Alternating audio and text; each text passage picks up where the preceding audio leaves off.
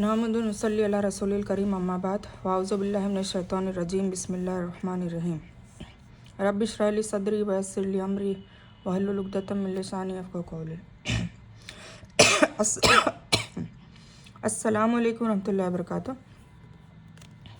हम अल्हम्दुलिल्लाह सूरह रहमान पर पहुंच गए और सूरह रहमान को कुरान की दुल्हन कहा जाता है और मेरे ख्याल से आप सभी लोगों में से अधिकतर लोग, ज़्यादातर लोग इसको रोज़ाना पढ़ते भी होंगे। ठीक है, तो आज आइए हम सीखते हैं कि इसका तर्जुमा क्या बोलता है।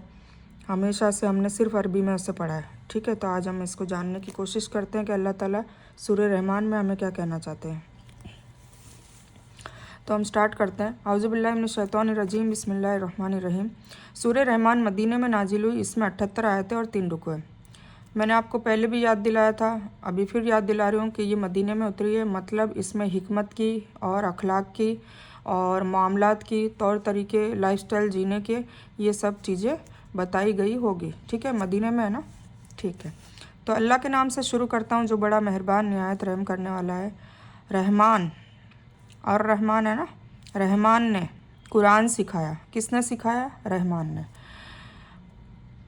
अल्लाह ताला ने हुजूर पाक सल्लल्लाहु अलैहि वसल्लम को जिब्रील अलैहिस्सलाम के थ्रू कुरान सिखाया, फिर कुरान हुजूर पाक सल्लल्लाहु अलैहि वसल्लम ने हम सब तक पहुंचाया। ठीक है, तो कुरान सिखाया, उसी ने इंसान को पैदा किया, उसे बोलना सिखाया। सूरज और चांद हिसाब से हैं, मतलब सब अल्लाह ताला की बताई हुई ड्यूटी में लगे हुए हैं। और तारे और पेड़ दोनों सजदा करते हैं। उसी ने आसमान को ऊंचा किया, उसी ने तराजू रखे हैं, मतलब कहाँ? मैदान अशर के मीज़ान में, ताकि तुम तोलने में हद पार न करो और इंसाफ के साथ तोल सही रखो और तोल में कम ना दो। अब देखिए, मीज़ान का जो तराजू है उसमें हमारे दुनिया वाले तराजू का कंपैरिजन बताया, मतलब कि अगर तुम इसमें हद पार करोगे तो फिर उस तराजू में भी ऊपर नीचे होगा, मतलब नेकी और बदी ऊपर नीचे होगी ना, तब जन्नत जहन्नम का फैसला होगा। तो देखिए कितनी बड़ी बात कह दी। और इंसाफ के साथ तोल सही रखो और तोल में कम न दो। और उसी ने मखलूक के लिए धरती बिछाई है। इस सूरह के लोगों ने मदनी माना है, लेकिन सही है कि ये मक्की है। अब अल्लाह आलम इसमें नहीं पढ़ेंगे। यानी अल्लाह के मुकर्रर किए हिसाब से अपनी अपनी जगहों पर सारे चल रहे हैं। तारे, सूरज, चाँद सभी उसके खिलाफ नहीं करते। जिसमें मेवे हैं और गुच्छे वाले खजूर के पेड़ हैं। किसमें? जन्नत में। और भूसा वाला अनाज और सुगंधित फूल है। तो ये इंसान और जिन्नों, तुम अपने रब के किन किन उपकारों को झुटलाओगे। फबिअय्यि आलाई रब्बिकुमा तुकज़्ज़िबान। खजूर पर चढ़ा हुआ जो पर्दा होता है उसको कहा जाता है हब। से मुराद है वो हर वह खाने वाली चीज़ है जो इंसान और जानवर खाते हैं। सूख कर उसका पौधा भूसा बन जाता है जो जानवरों के काम आ जाता है। यह इंसान और जिन दोनों के खिताब है। अल्लाह अपने एहसानों को गिनाकर उनसे सवाल भी कर रहा है। यह बार बार कहना उस इंसान की तरह है जो किसी पर लगातार एहसान करे, किंतु वह एक एहसान का इनकार करता हो। जैसे कहे कि मैंने तेरा फला फला काम किया, क्या तू इनकार करता है? अमुक अमुक चीज़ें तुझे दी, क्या तुझे याद नहीं? तुझ पर अमुक एहसान किए थे, क्या तुझे हमारा तनिक भी ध्यान नहीं? तो अल्लाह ताला तो पूरी कायनात हमारे लिए बना दी, सारी ज़रूरतें हमारी पूरी कर रहा है ना। तो फिर हम फिर भी उसकी निशानियों को झुटलाते हैं, उसका शुक्र अदा नहीं करते। तो ये एक याद दहानी है, एक वार्निंग सी अल्लाह ताला दे रहा है कि भाई तुम अपने रब की किन किन नेमतों को तुम झुटलाओगे। तुम्हारे लिए समुंदर दे दिए, फल फ्रूट दे दिए, ज़मीनें बिछा दी, आसमान को बिस्तर बना दिया, सूरज दे दिया, चाँद दे दिए, तारे दे दिए, समुंदर के जीव प्राणी दे दिए जिससे तुम काम भी लेते हो, खाने भी खाते हो। नौकाएं चला दी जो पानी पे तैरती हुई तुम्हें एक जगह से दूसरी जगह जाती है। हवाओं के रुख तुम्हारे फ़ायदे वाले कर दिए, बारिशें तुम्हें फ़ायदे वाली कर दी, तुम्हें चौपाए दे दिए, तुम्हें इतनी अक्ल दे दी, तुम्हें फिर 2 हाथ 2 पाँव ये सब भी दिए, तुम्हें अशरफुल मखलूक़ात बनाया, तुम्हें उम्मत रसूल सल्लल्लाहु अलैहि वसल्लम बना दिया, तुम्हें औलादे नेक दे दी, तुम्हें धन दौलत भी दे दी, तुम्हें शोहरत भी दे दी, तुम्हें पाकीज़ा बीवी पाकीज़ा शोहर भी दे दिए, तुम्हें अच्छे माँ बाप दे दिए, तुम्हें अच्छे घर परिवार दे दिए, तुम्हें अच्छे पड़ोसी दे दिए। तो ये सारी चीज़ें क्या है? शुक्र अदा करने की चीज़ें, सारी चीज़ें नेमतें हैं। ठीक है, तो अल्लाह ताला कह रहा है कि तुम अपने रब की किन किन नेमतों को झुटलाओगे। एक नेमत भी हम अगर उसका शुक्र अदा करें तो हमारी पूरी ज़िंदगी भी कम पड़ जाए। तो उसने इंसान को खनखनाती मिट्टी से पैदा किया जो ठिकरी की तरह थी। सूखी मिट्टी जिसमें आवाज़ हो, है ना, आग में पकी मिट्टी जिससे ठिकरी कहते हैं। उस इंसान से मुराद हज़रत आदम अलैहिस्सलाम है, जिनका पहले मिट्टी से पुतला बनाया गया और फिर अल्लाह ने उसमें रूह फूंकी और फिर उनकी बाईं पसली से हवा को पैदा किया। फिर इन दोनों से इंसानी का वंश चला। ठीक है, तो ए इंसानों और जिन्नों, तुम अपने रब की किन किन नेमतों को जुटलाओगे। ये जो फ़बिअय्यि आलाइ रब्बिकुमा तुकज़्ज़िबान है, आप लोग पढ़ते ही होंगे, ये सूरह में कई बार आई है क्योंकि अल्लाह ताला ने इसमें टकोर करी है, एक आगाही करी है कि भाई तुम अपने रब की किन किन नेमतों को जुटलाओगे। वह रब है दोनों पूरब और पश्चिमों का। तो ए इंसानों, तुम अपने रब की किन किन नेमतों को जुटलाओगे। उसने 2 दरिया जारी कर दिए जो एक दूसरे से मिल जाते हैं। आपने यूट्यूब पे देखा होगा, वीडियो में देखा होगा, एक खारे पानी का दरिया, एक मीठे पानी का दरिया है। दोनों के जायके अलग है, दोनों की प्रॉपर्टीज़ अलग है, दोनों के कलर अलग है, दोनों की डेंसिटी अलग है और फिर भी एक दूसरे से जुड़े हुए हैं और एक दूसरे से मिल नहीं रहे। तो ये कितनी बड़ी निशानी है। तो फ़बिअय्यि आलाइ रब्बिकुमा तुकज़्ज़िबान, तो ये इंसानों और जिन्नों, तुम अपने रब की किन किन उपकारों को, किन किन नेमतों को जुटलाओगे। उन दोनों में से मोती और मूंगे निकलते हैं, दोनों में सेम टाइप के वो निकलते हैं जेवरात। तो ये इंसानों और जिन्नों, तुम अपने रब की किन किन नेमतों को जुटलाओगे। और अल्लाह ही की मिल्कियत में है वो जहाज़ जो समुद्रों में पहाड़ की तरह ऊंचे खड़े हुए चल रहे हैं। कितने बड़े जहाज़ होते हैं, कितने भारी होते हैं, पर पानी की सतह पर इतना वजनदार जहाज़ चलते हैं। किसकी उससे ऑर्डर से, अल्लाह ताला के ऑर्डर से। अगर वो चाहे तो डूब भी जाए और कई जगह डूब भी जाते हैं जब अल्लाह ना चाहे तो। ठीक है, तो अल्लाह की मिल्कियत में है जो समुद्रों में पहाड़ की तरह ऊंचे चल रहे हैं। तो ये इंसानों और जिन्नों, तुम अपने रब की किन किन नेमतों को जुटलाओगे। धरती पर जो कुछ भी है सब फ़ानी है, सब कुछ ख़त्म होने वाला है, केवल तेरे रब का वजूद जो महान और बाइज्जत है बाकी रह जाएगा। ऋतुओं के अनुसार पूरब और पश्चिम के भिन्न होने में भी इसमें जिन्नों और इंसानों के बहुत से फ़ायदे हैं, इसलिए इसे भी एहसान कहा गया है। ठीक है, चलने वाली का बहुवचन छिपे मौसूफ के विशेषण सिफत है। ऊंची की हुई मतलब पाल है जो हवा पोतों में झंडों के बराबर ऊपर और ऊंची बनाई जाती है। कुछ ने इसका मतलब मसनू किया है, यानी अल्लाह की बनाई भी जो समुद्रों में चलती है। इनके जरिए भी यातायात और भारी वाहन की जो सहूलतें हासिल होती है उसे बताने की ज़रूरत नहीं, इसलिए यह भी अल्लाह की बहुत बड़ी नेमत है। मतलब जहाज़ से एक देश से दूसरी देश में कितने सारे सामान इधर से उधर ट्रांसफ़र किए जाते हैं। तो तुम अपने रब की किन किन नेमतों को जुटलाओगे। सब आकाश और धरती वाले उसी से मांगते हैं, हर दिन वह एक काम में है। तो तुम अपने रब की किन किन नेमतों को जुटलाओगे। ए जिन्नों और इंसानों के गिरोह, जल्द ही हम तुम्हारी तरफ पूरी तरह आकर्षित हो जाएंगे। तो तुम अपने रब की किन किन नेमतों को जुटलाओगे। हर दिन का मायने हर पल, हर शान का मतलब है काम और विषय, ज्ञान का मतलब। ठीक है, और यानी हर समय वह कुछ ना कुछ करता रहता है। किसी को रोगी बना रहा है तो किसी को सेहतमंद बना रहा है, किसी को अमीर बना रहा है, किसी अमीर को गरीब बना रहा है, किसी को भिखारी से राजा तो किसी को राजा से रंक, किसी को ऊंचा मनसब दे रहा है तो किसी को नीचे गिरा रहा है, किसी को फना और फना को बका दे रहा है। मतलब अल्लाह ताला ये सारे ऑर्डर चेंज करता रहता है ना। अगर एक इंसान एक ही पोजीशन में चलता रहेगा तो उससे अल्लाह से उम्मीद हट जाएगी ना। कभी उसको गरीब रखेगा, कभी अमीर कर देगा, कभी उसको सुखी रखेगा, कभी दुखी कर देगा, कभी उसको अच्छी सेहत देगा तो कभी बिल्कुल बीमार कर देगा, ताकि वो ऊंच नीच में अल्लाह ताला उसका टेस्ट करे कि जब उसको नेमत होती है तो शुक्र करता है कि नहीं, और जब उसे दुख पहुंचता है, कोई तकलीफ़ पहुंचती है तो सब्र करता है कि नहीं। बस ये 2 ही चीज़ों का वो टेस्ट करता रहता है। और इसका मतलब यह नहीं कि अल्लाह को अवकाश नहीं, बल्कि यह मुहावरे के रूप में कहा गया है जिसका मकसद धमकी देना और फटकारना है। जिन और इंसान को इसलिए कहा गया है कि उन्हें शरीयत के पालन का पाबंद किया गया है। इस रुकावट और भार से दूसरी मखलूक अलग है। मतलब जो इंसानों और जिन्नातों को जो शरीयत मतलब कायदे कानून जो सिखाते हैं, अखलाक सिखाते हैं, उस पे पाबंद करा है। बाकी जानवरों से भी ऐसा कोई सवाल नहीं पूछा जाएगा, ऐसा कुछ भी नहीं। बस ये है कि जानवर कोई ऐसा गुस्सैल होगा जिसने एक दूसरे जानवर को भेटी मार दी होगी बिना वजह, उसका मतलब कैसे भी करके उसको वो करा होगा, तो दोनों को आपस में उस जानवर से जिसने भेटी खाई होगी, जिसको चोट लगी होगी, उसको मैदान अशर में उससे भेटी मरवा देंगे और फिर उनको हवा कर देंगे, मतलब उनको रेज़ा रेज़ा कर देंगे। वल्लाहु आलम, ऐसा मैंने सुना है पर कोई दलील के साथ पढ़ी नहीं है, इसलिए मैं पहले ही बता दूं ताकि मेरी पकड़ ना हो। इसका मतलब यह नहीं अल्लाह की लिखी तकदीर और फैसले से बचकर तुम कहीं भाग सकते हो तो चले जाओ, लेकिन यह ताकत किस में है और भागकर जाएगा कहाँ? कोई जगह ऐसी है जो अल्लाह के अधिकार से बाहर हो? यह भी धमकी है जो ऊपर बयान की गई धमकी की तरह एहसान है। कुछ ने कहा कि यह महशर के मैदान में कहा जाएगा जब फरिश्ते हर तरह से लोगों को घेर रखे होंगे। दोनों ही मायने अपनी जगह पर सही है। ठीक है, मतलब ये लिखा है ना कि अगर तुम आकाश और धरती के किनारों से निकलने की ताकत भी है तो निकल भागो। मतलब अब तुम कहाँ जाओगे जब मैदान असर में इकट्ठा किया जाएगा? बिना गलबे के तुम कहीं निकल भी नहीं सकते। तो तुम अपने रब की किन किन नेमतों को झुटलाओगे? तुम पर आग के शोले और धुएं छोड़े जाएंगे, फिर तुम मुकाबला न कर सकोगे। तो तुम अपने रब की किन किन नेमतों को झुटलाया जाओगे? देखो, पहले जन्नत का तस्करा करा, पहले अल्लाह ने खुशखबरी वाला माहौल दिखाया और फिर बोला ये नेमतें कैसे झुटलाओगे। फिर उसके बाद अब जहन्नम का भी तस्करा हो रहा है, अल्लाह ताला अपनी नाराज़गी बयान कर रहा है। तो तुम अपने रब की किन किन नेमतों को झुटलाओगे? फिर जबकि आकाश फटकर लाल हो जाएगा जैसा कि लाल चमड़ा हो। अब ये क़यामत का दिन, आसमान जब फट जाएगा, ज़मीन पर फरिश्ते उतर आएंगे, उस दिन ये आसमान जहन्नम की आग की सख्त तपीस से पिघलकर लाल चमड़े की तरह हो जाएगा।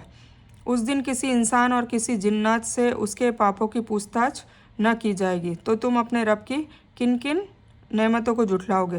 पापी केवल अपने हुलिये से ही पहचान लिए जाएंगे और उनके माथों के बाल और पैर पकड़ लिए जाएंगे। ठीक है ना, जो काफिर होंगे वो उनके हुलिये से ही पहचाने जाएंगे। यानी जिस तरह ईमान वालों का निशान होगा उनके वजू वाले अंग जो है वो चमकते होंगे, उसी तरह पापियों के मुंह स्याह काले होंगे और उनकी आंखें नीली होगी और वे डरे हुए होंगे। उसके और गर्म उबलते पानी के बीच चक्कर वो खाएंगे। और तुम अपने रब के किन किन नेमतों को झुटलाओगे? और उस इंसान के लिए जो अपने रब के सामने खड़ा होने से डरा, 2 जन्नत है। आ गया ना? जो अपने रब के सामने खड़े होने से डरा, मतलब उसे पता था कि क़यामत के दिन अल्लाह ताला के सामने उसको हाजिर किया जाएगा, तो वो खड़े रहने की सोच से डरा और उसने दुनिया में कोई गुनाह नहीं किया। गुनाह कर भी लिया तो बार बार माफ़ी मांगी, तौबा की और उससे बचने की बहुत कोशिश की और नेक काम किए, अल्लाह और अल्लाह के रसूल सल्लल्लाहु अलैहि वसल्लम की पैरवी की, इताअत की, तो फिर उन लोगों के लिए 2 जन्नत है।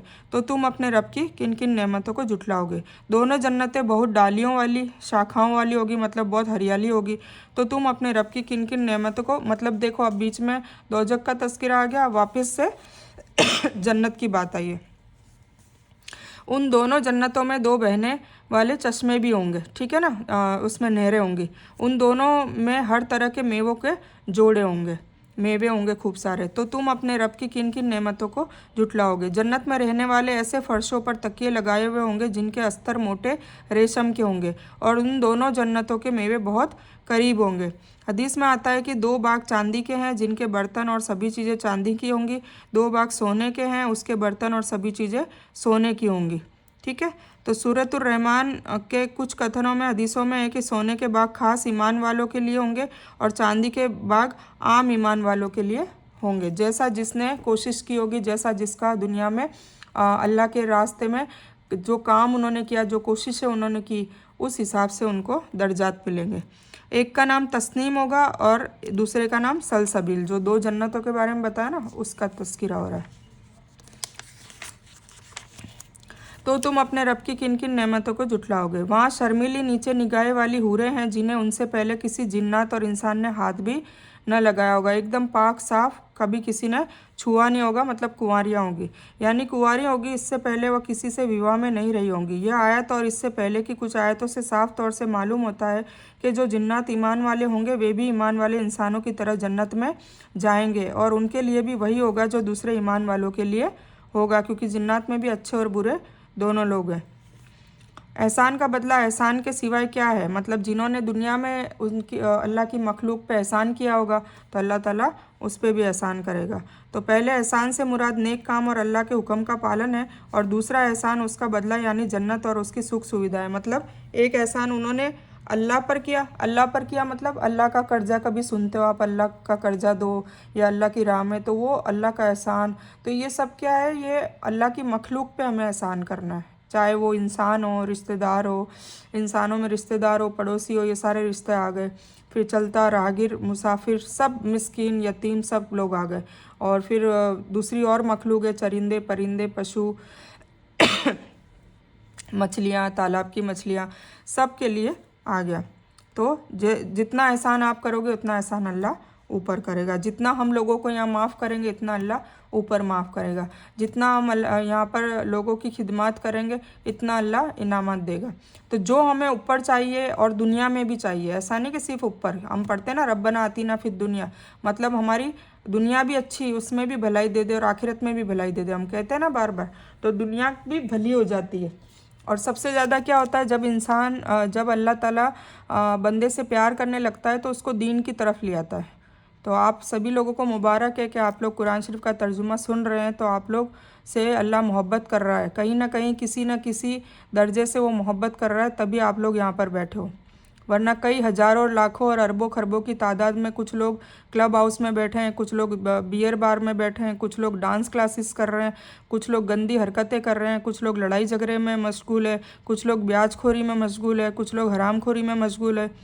तो उन सब लोगों में से चुनकर आप लोग कुछ ही लेडीज़ जो है, कुछ लेडीज़ गीबतों में मशगूल है, कुछ लेडीज़ लड़ाई झगड़े कर रही होगी, कुछ टीवियाँ देख रही होगी, है ना। और आप लोग कुरान सुन रहे हैं, तो मुबारक है कि आपको कहीं ना कहीं किसी न किसी दर्जे अमल की वजह से अल्लाह ताला मोहब्बत करता है और आप लोगों को कुरान की तरफ ले आया, दीन की तरफ ले आया। ये सबसे पहली मोहब्बत की अलामत होती है। फिर धीरे धीरे अल्लाह ताला अपने करीब करता जाता है, दिन की दौलत भी नवाजता है और हमें धीरे धीरे बहुत ऊंचे मुकाम पर ले जाता है कि हम अल्लाह ताला से मोहब्बत करने लग जाते हैं और अल्लाह हमसे मोहब्बत करने लग जाता है।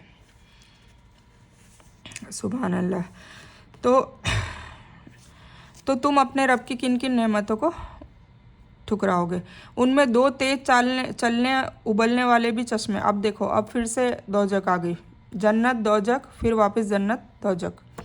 उनमें दो तेज चाल से उबलने वाले चश्मे हैं, मतलब एकदम गरम गरम।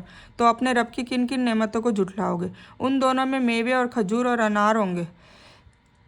अच्छा, ये अलग है, सॉरी। तो तुम अपने रब की किन किन नेमतों को झुठलाओगे। अभी वही बात चल रही है कंटिन्यू में। उनमें अच्छे किरदार वाली खूबसूरत औरतें हैं। अब इससे मुराद है कि अच्छे अखलाक वाली, अच्छे स्वभाव की, जिनमें अच्छाइयाँ होंगी, मतलब खूबसूरती और जीनत में बेमिसाल। मतलब जो दुनिया में अच्छे स्वभाव की होगी, अच्छे अखलाक की होगी, जिनको वो भी जन्नत में भी जाएगी ना, तो उनको वो औरतें वहाँ पर पाई जाएगी। तो तुम अपने रब की किन किन नेमतों को झुठलाओगे। गोरे रंग की हूरें जन्नत के खेमों में रहने वाली। हूरों की भी बात हो रही है इसमें और औरतों की। तो तुम अपने रब की किन किन नेमतों को झुठलाओगे। ये सारी हूरों की सिफत हो रही है कि वो कैसी होगी, कुंवारियाँ होगी, उन लोगों को किसी ने छुआ नहीं होगा और वो बिल्कुल अच्छे किरदार वाली होगी, खूबसूरत भी होगी, गोरे रंग की होगी और ऐसी मतलब पाक साफ़ होगी कि उनसे पहले कोई इंसान और जिन्नात ने हाथ भी नहीं लगाया होगा। तो ऐसी औरतें इनामात के रूप में मर्दों को दी जाएगी। तो तुम अपने रब की किन किन नेमतों को झुठलाओगे। उन हुरों को कोई इंसान और जिन्नात ने इससे पहले हाथ नहीं लगाया होगा। तो तुम अपने रब की किन किन नेमतों को झुठलाओगे। हरे गद्दों और सुंदर बिछौनों पर तकिए लगाए होंगे। ये सब जन्नत का तस्करा हो रहा है, वहाँ के माहौल की बात बताई जा रही है। गद्दा गालीचा इस तरह का बिछोना होगा कि हर अच्छी और कीमती चीज़ को कहा जाता है। नबी सल्लल्लाहु अलैहि वसल्लम ने ये शब्द हज़रत उमर के लिए इस्तेमाल किया था। मैंने कोई अबकरी ऐसा नहीं देखा जो उमर की तरह काम करता हो, मतलब अच्छा, श्रेष्ठ, है ना, उसकी विशेषता बताइए। यह आयत इस सूरह में 31 बार आई है। कौन सी। फबी आलई रब्बिकुमा तुकज़िबान। अल्लाह ने इस आयत में अपने कई तरह के उपहार और नेमतों की चर्चा की है और हर एक या कुछ नेमत की चर्चा के बाद यह सवाल भी किया है कि तुम अपने रब की कौन कौन सी नेमत को झुठलाओगे। तो हम झुठला भी नहीं सकते, पर हम उसका शुक्र अदा नहीं करते, हम उसके राह में अपना तन मन धन खर्च नहीं करते, हम उसकी बातें नहीं मानते, हम उसकी आयतों पे नहीं चलते, उसकी आयतों को समझते नहीं हैं, उस पर अमल नहीं करते। तो ये मना करने का एक अलग तरीका है। जुबान से तो हमने मना नहीं किया, पर अगर हम अमल से भी नहीं कर रहे हैं तो वो भी मना करने का तरीका है। तो हमें ये सब चीज़ें समझनी चाहिए। और फिर अब इसमें जब हम यहाँ तक कुरान तक पहुँच ही गए हैं तो इंशाअल्लाह इसमें सुनने और कहने से ज़्यादा हम सब को अमल करने की अल्लाह ताला तौफीक दे। इसके बाद सूरह वाक़िया शुरू होगी और मैं इस बयान को यहीं पर मुकम्मल करती हूँ। इस बयान में कुछ भी दीन की अच्छी और हक बात आई हो सिर्फ़ और सिर्फ अल्लाह की तरफ से है, और बुरी या गलत बात जो गलती से या जज्बात में आकर मेरे मुंह से अचानक कोई गलत वर्ड या कोई बात निकल गई हो तो वो मेरी तरफ से है। और इस गलती के लिए मैं अल्लाह अज़्ज़ व जल से और आप सभी लोगों से माफ़ी की तलबगार हूँ। मैं कोई आलिमा नहीं हूँ, मैं सिर्फ तालिब इल्म हूँ। अल्लाह मेरी कोशिश से आप सभी को सही नफ़े बख्श इल्म पहुँचाए और मैं आप लोगों की हिदायत और हिकमत में सदकाए जारिया बनूँ। बस मेरी यही तमन्ना है। आमीन सुम्मा आमीन या रब्बल आलमीन। रब्बना आतिना मिन लदुनका रहमतन व हय्यि लना मिन अमरिना रशदा। अल्लाहुम्मा सल्लि अला मुहम्मद व अला आलि मुहम्मद कमा सल्लैता अला इब्राहीम व अला आलि इब्राहीम इन्नका हमीदुम मजीद। अल्लाहुम्मा बारिक अला मुहम्मद व अला आलि मुहम्मद कमा बारकता अला इब्राहीम व अला आलि इब्राहीम इन्नका हमीदुम मजीद। व आखिरु दावाना अनिल हम्दुलिल्लाहि रब्बिल आलमीन।